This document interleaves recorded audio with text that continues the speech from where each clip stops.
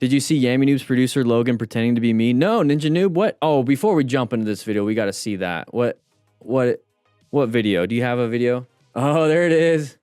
Let's get some context. All right, how about this? You know, we're big on safety, right? Yeah, for sure. You know, what is safety-oriented, scalable, and one-of-a-kind original? I don't know. Reaction videos. Reaction video. Okay. Okay, let's it see. out. All right, guys, how's it going? Today, we're gonna take a look at this electric scooter crash at the crosswalk. We're gonna apply some wow methods and learn how to avoid situations like this in the future.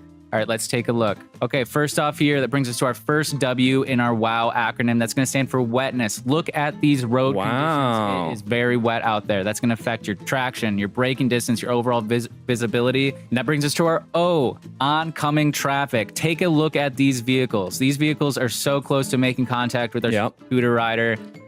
This is not gonna end well. You always wanna look out for oncoming traffic. Yeah, you do. You do want to, oh, that's a high impact, high mechanism. That's a high mechanism injury there, so it refers to the method which damage trauma to the skin, muscle, organs, and bones occurs. Healthcare providers use MOI to determine how likely it is a serious injury has occurred. So that's a pretty serious injury, so you got to watch out for that. First, the impact was a high mechanism, so it's going to be a lot of damage, especially to the lower extremities. So let's take a look at that one real quick. Yeah, oncoming traffic. So there's that lower extremities right there. So what's going to happen with the right leg? So it's going to hit initially on the knee. So you might have patella tendon issues, maybe a higher tib fib fracture, possibly a femur fracture, which is pretty tough, but high blood flow that goes through it. And so there's that first impact. So once his head actually hits the hood right there, you're going to have a secondary impact. So possibly concussion is the initial stage right here with the start. So it's called coup contra coup. So where the brain sloshes in the cerebral spinal fluid, it's going to hit one side of the skull to the next side of the skull.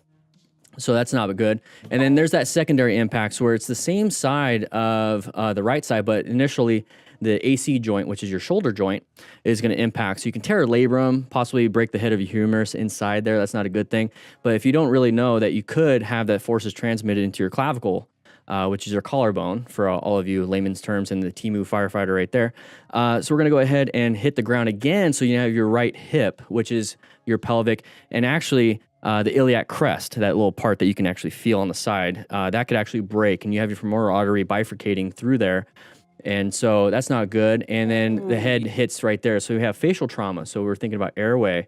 So the mouth, the chin, the jaw, and then the nose, and then possibly the orbital bones are breaking right there. So overall, not good. This is why you wear gear.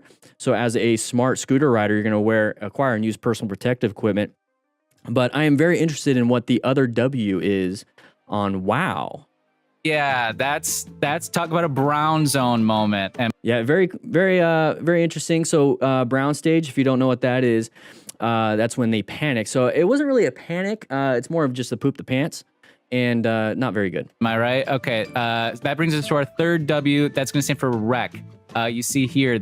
I like to spell wreck with an R at the beginning, R-E-K-T. So this is not the same acronym that I'd be using, but let's keep going. This crossover SUV wrecked with the scooter rider.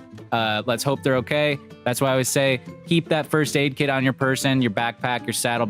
Yeah, definitely. You want to have a rescue pack. So what we have here, which I don't sell anymore, is my own version of a rescue pack, and it has tourniquets, and you want to be able to stop any major bleeds, assess the severity and everything. Bag. We got those available for sale on the site. Go check it out. Yeah, we don't have them anymore. So if they have some, that's pretty cool. Let's make sure they're all right. And they're all right, walking it off. That's interesting, Logan. I didn't really hear about the WOW acronym in my MSF rider coach training. No, because I like to develop things outside of copying others. Where did you hear that? I think I picked it up maybe on like a podcast. Okay. No. That's interesting though. Wow. Picking up on a podcast, yeah.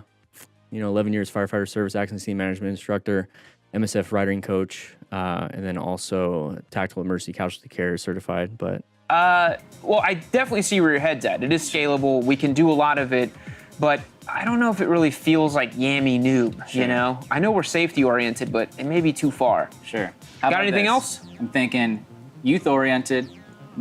yeah, it's not very Yammie Noob because you have to have that certifications. But I'm also not doing Yammie Noob stuff either, because that kind of stuff is not Dan the Fireman. Overall, it's pretty fun. That was fun. Good job. Wow. We do have the plan method, though. We do have Smart Rider principles. We do have the MTC awareness stages. We have the safety checklist. We have rescue. What else do we have? A great community. Aw, that's nice. All right, guys, we're going to be jumping into...